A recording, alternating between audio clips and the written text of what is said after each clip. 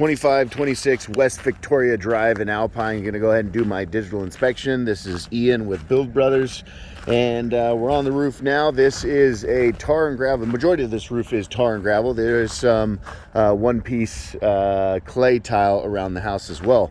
But we've got this red tar and gravel, and a common misconception on tar and gravel is that it lasts forever, when in fact it only came with a 10-year warranty and expected life expectancy of 20-25 years. Flat roofs unfortunately never last as long as other types of roofs, but this does look like it was professionally done, and for its age it still appears to be in okay condition. There's not a lot of debris up here from overhanging trees and things like that. There's no trees that have swept away the gravel, exposing the layers and the asphalt to the sun. Here's one area that is a little bit thin on gravel, and the gravel is definitely meant to protect the asphalt. When the asphalt is exposed to the sun, it begins to lose its oils, dry out, and crack, and then it becomes vulnerable and loses its waterproofing capabilities. The clay tile around the edge is just for aesthetics, to be able to see from the ground.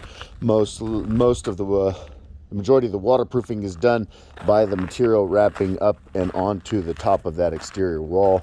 All the details around the exterior of the home are pretty vulnerable. They all appear to be pretty old as well. We can see that gap between the mortar there and the wall where water is potentially getting back there.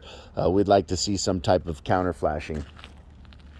We see this kind of thin missing gravel in several areas around the roof, and we start to see repairs done here and there on these kind of vulnerable locations where anytime you got a custom home, there's going to be some complicated areas that are vulnerable to leaks. Around the majority of the home, we do have this counter flashing. Anywhere where the stucco meets the roofing, we want to see this counter flashing. And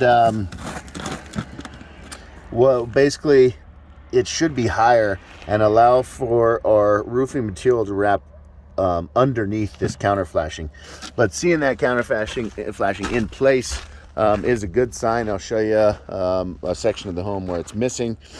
Looks like there was some stucco repair on the home, and then before it was painted, and stucco guys just made a big mess on the roof and didn't care about condition.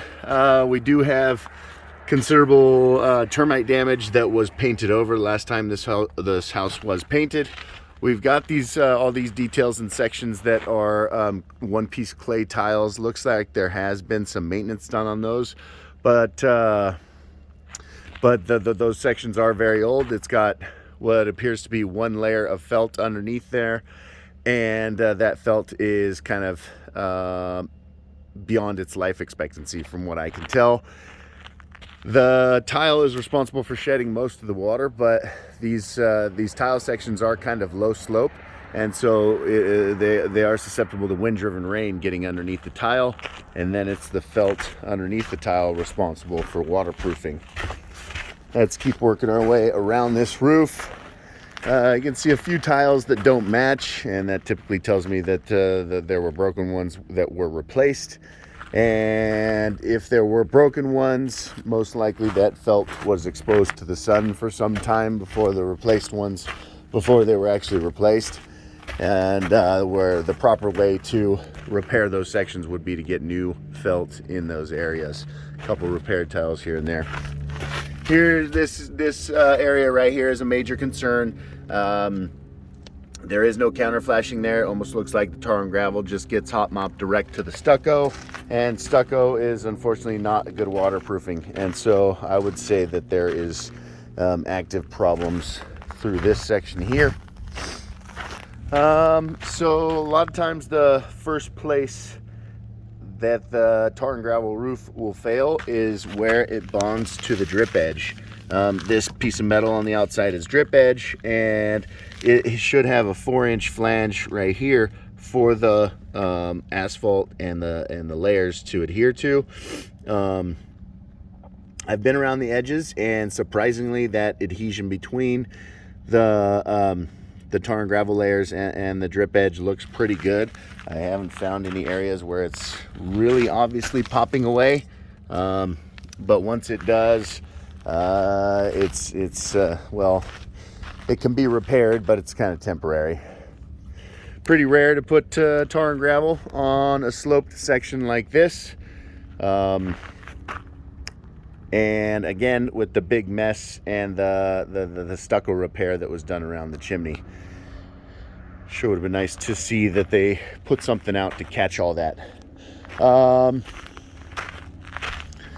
So I would say that, yeah, you could limp this roof along for another couple years, but it is a complicated roof with lots of little unique details, which typically leads to potential problems.